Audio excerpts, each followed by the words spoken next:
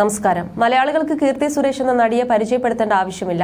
മലയാളത്തിൽ നിന്ന് കരിയർ ആരംഭിച്ച് പിന്നീട് മറ്റു ഭാഷകളിൽ പോയി വിജയം കൈവരിച്ചിരിക്കുകയാണ് നടി. തമിഴിലും തെലുങ്കിലുമെല്ലാമായി തിളങ്ങി നിൽക്കുകയാണ് താരം. നിർമ്മാതാവ് സുരേഷ് കുമാറിന്റെയും നടി മേനകയുടെയും മകളായ കീർത്തി ബാലതാരമാണ് സിനിമയിലേക്ക് എത്തുന്നത്. ദിലീപിന്റെ കുബേരൻ എന്ന സിനിമയിലൂടെ അരങ്ങേറ്റം കുറിച്ച നടി പ്രിയദർശൻ സംവിധാനം ചെയ്ത ഗീതാഞ്ജലിയിലൂടെയാണ് നായികയാകുന്നത്. പിന്നീടായിരുന്നു തമിഴിലേക്കും തെലുങ്കിലേക്കുമുള്ള ചുവടുവയ്പ്. അഭിനയം കൊണ്ടും തന്റെ വ്യക്തിത്വം കൊണ്ടും നിരവധി ആരാധകരെ സ്വന്തമാക്കാൻ കീർത്തിക്ക് കഴിഞ്ഞു. താരമൂല്യത്തിന്റെ കാര്യത്തിൽ മുന്നിലാണ് താരം. കീർത്തി സുരേഷിന്റെ ആദ്യ ബോളിവുഡ് ചിത്രമായിരുന്നു കഴിഞ്ഞ ദിവസം പുറത്തിറങ്ങിയ ബേബി ജോൺ.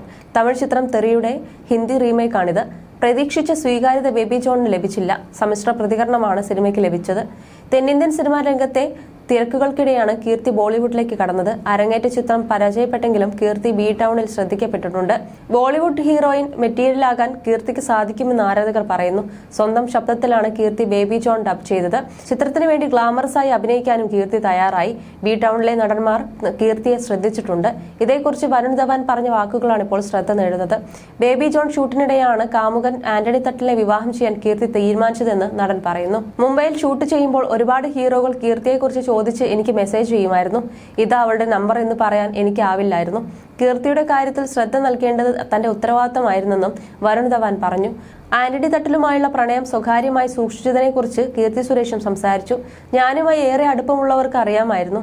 അറ്റ്ലിക്കും ഭാര്യയ്ക്കും അറിയാമായിരുന്നു. വരുണിന് എന്നെ പരിചയപ്പെട്ടത് മുതൽ അറിയാം. ബന്ധം സ്വകാര്യമായി സൂക്ഷിക്കാനാണ് താനും ആന്റണിയും ശ്രമിച്ചിരുന്നതെന്നും കീർത്തി സുരേഷ് പറഞ്ഞു. ഡിസംബർ 12-നാണ് കീർത്തി സുരേഷും ആന്റണി തട്ടിലും വിവാഹിതരായത്.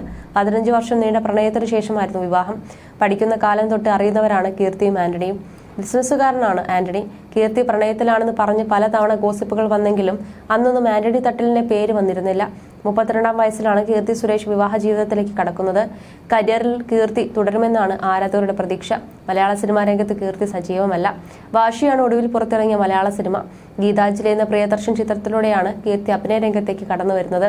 നടി മേനകയുടെയും നിർമ്മാതാവ് ജി സുരേഷ് കുമാറിന്റെയും മകളാണ് കീർത്തി സുരേഷ്. ഗോവയിൽ വെച്ച് ആഘോഷപൂർവ്വമാണ് വിവാഹം നടന്നത്. ഹിന്ദു ക്രിസ്ത്യൻ ആചാരപ്രകാരം വിവാഹ ചടങ്ങുകൾ നടന്നു. വിജയ് ഉൾപ്പെടെയുള്ള പ്രമുഖർ വിവാഹത്തിൽ പങ്കെടുത്തു. വിവാഹം കഴിഞ്ഞ ദിവസങ്ങൾക്കുള്ളിൽ കീർത്തി ബേബി ജോണിന്റെ പ്രമോഷനെത്തി. താരത്തിന്റെ പുതിയ സിനിമകൾക്കായി കാത്തിരിക്കുകയാണ് ആരാധകർ. രഘു താത്തയാണ് തമിഴ് നടിയുടെ ഒടുവിൽ പുറത്തിറങ്ങിയ സിനിമ. നായിക പ്രാധാന്യമുള്ള സിനിമകളാണ് തമിഴിൽ കീർത്തി കൂടുതലും ചെയ്യാറുള്ളത്. അതേസമയം ബോളിവുഡ് ചിത്രം ബേബി ജോണിലും നടിക്ക് കാര്യമായി ഒന്നും ചെയ്യാനുണ്ടായിരുന്നില്ല.